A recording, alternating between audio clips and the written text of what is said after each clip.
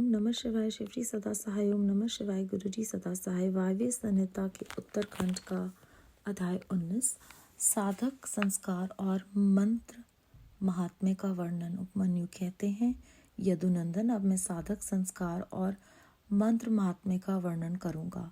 इस बात की सूचना मैं पहले दे चुका हूँ। पूर्वतः मंडल में कलश पर स्थापित महादेव जी की पूजा करने के पश्चात हवन करें। फिर नंगे सिर शिष्य को उस मंडल के पास भूमि पर बिठावें। पूर्णाहुति होम पर्यंत सब कार्य पूर्वतः करके मूल मंत्र से 100 आहुतियां दें। श्रेष्ठ गुरु कलशों से मूल मंत्र के उच्चारण पूर्वक तर्पण करके संदीपन कर्म करे। फिर कर्मशय पूर्वोक्त कर्मों का संपादन करके अभिषेक करे। तत्पश्चात गुरु शिष्य को उत्तम मंत्र दे। वहाँ विद्योपदेश शांत सब कार्य विस्तार पूर्वक संपादित करके पुष्प युक्त जल से शिष्य के हाथ पर शैवी विद्या को समर्पित करे और इस प्रकार कहे। त्वे कामुष्क्यो सर्व सिद्धि फल प्रदः भवत्वेश महामंत्र प्रसादत परमेष्ठन। सौम्य, ये महामंत्र परमेश्वर शिव की कृपा प्रसाद से तुम्हारे लिए अलौकिक तथा परलौकिक संपूर्ण सिद्धियों के फल को देने वाला हो। ऐसा कह महादेव जी की पूजा करके उनकी आज्ञा ले गुरु साधक को साधन और शिव योग का उपदेश दे।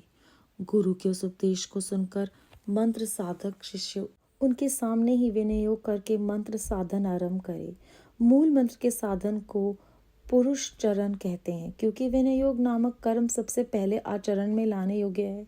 यही पुरुष चरण शब्द की व्युत्पत्ति है। मुमुक्षु के लिए मंत्र साधन अत्यंत कर्तव्य है, क्योंकि किया हुआ मंत्र साधन इहलोक और परलोक में साधक के लिए कल्याणदायक होता है। शुभ दिन और शुभ देश में निर्दोष समय में दांत और नख साफ करके अच्छी तरह स्नान करें और पूर्वाह्न कालिक कृत्य करके यथा प्राप्त गंध पुष्पमाला तथा आभूषणों से अलंकृत हो, सिर पर पगड़ी रख दुपट्टा और पूर्णतः श्वेत वस्त्र धारण कर देवालय में, घर में या किसी पवित्र तथा मनोहर देश में पहले से अभ्यास लाए गए सुख आसन से बैठकर शिव शास्त्रोक्त पद्धति के अनुसार अपने शरीर को शिव रूप बनाएं। फिर देव देवेश्वर नकुलेश्वर शिव का पूजन करके उन्हें खीर का नैवेद्य अर्पित करें। क्रमशः उनकी पूजा पूरी करके उन प्रभु को प्रणाम करें और उनके मुख से आज्ञा पाकर 1 करोड़, आधा करोड़ अथवा 1/4 करोड़ शिव मंत्र का जप करें अथवा 20 लाख या 10 लाख जप करें। उसके बाद से सदा खीर एवं क्षार नमक रहित अन्य पदार्थ का दिन रात में केवल 1 बार भोजन करें। अहिंसा, क्षमा, क्षम अर्थात मनोनिग्रह, दम अर्थात इंद्रिय संयम का पालन करता रहे। खीर न मिले तो फल, मूल आदि का भोजन करे। भगवान शिव ने निम्नलिखित भोज्य पदार्थ का विधान किया है, जो उत्तरोत्तर श्रेष्ठ है। पहले तो चरु भक्षण करने योग्य है, उसके बाद सत्तू के कण, जौ के आटे का हलवा, साग, दूध, दही, घी, मूल, फल और जल ये आहार के लिए विहित हैं। इन भक्ष्य भोज्य आदि पदार्थों को मूल मंत्र से अभिमंत्रित करके प्रतिदिन मौन भाव से भोजन करें। इस साधन में विशेष रूप से ऐसा करने का विधान है। व्रती को चाहिए कि 108 मंत्र से अभिमंत्रित किए हुए पवित्र जल से स्नान करे अथवा नदी नद के जल को यथाशक्ति मंत्र जप के द्वारा अभिमंत्रित करके अपने शरीर का प्रोक्षण कर ले। प्रतिदिन तर्पण करे और शिवाग्नि में आहुति दे। हवनीय पदार्थ 7, 5 या 3 द्रव्यों के मिश्रण से तैयार करें अथवा केवल घृत से ही आहुति दें। जो शिव भक्त साधक इस प्रकार भक्ति भाव से शिव की साधना या आराधना करता है, उसके लिए इहलोक और परलोक में कुछ भी दुर्लभ नहीं है। अथवा प्रतिदिन बिना भोजन किए ही एकाग्रचित हो 1 सहस्त्र मंत्र का जप किया करे। मंत्र साधना के बिना भी जो ऐसा करता है, उसके लिए न तो कुछ दुर्लभ है और ना ही कहीं उसका अमंगल ही होता है।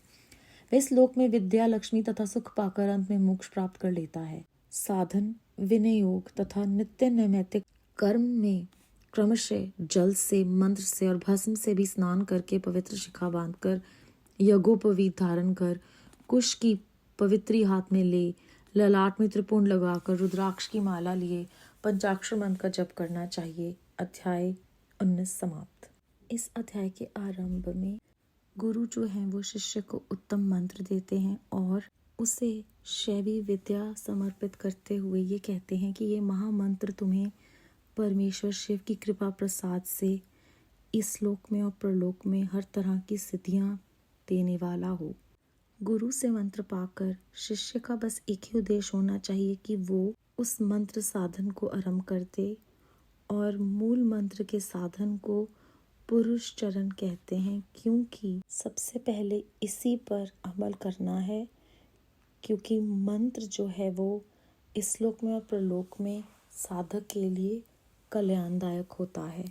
उसके बाद किस प्रकार पूरी विधि बताई गई है कि मंत्र का जो है वो उच्चारण करना है, और जितना कर सकें उसे प्रेरित करने के लिए उन्होंने कहा है, चाहे 1 करोड़ करें, आधा करोड़ करें, चौथाई करोड़ करें, या 20 लाख या 10 लाख जप करें, अर्थात अपनी श्रद्धा और अपनी क्षमता के अनुसार जितना कर सकें उतना करें। उसके साथ इस अध्याय में बताया गया कि केवल एक ही समय भोजन करना है, और बताया है कि नमक और खट्टे चीज़ों का परहेज़ करना है, जो कि हमारी एसिडिटी बढ़ाती हैं, और साथ ही साथ जो सूक्ष्म चीज़ें हैं वो भी बताई हैं कि अहिंसा नहीं करनी है, लोगों को आसानी से क्षमा कर देना है, और इंद्रियों को संयम में रखना है, साथ ही साथ सहनशील होना है। और वो ये भी बताते हैं कि जब आप भक्ष्य भोजन पदार्थों को मूल मंत्र से अभिमंत्रित करके खाते हैं तो मौन भाव से भोजन करना है।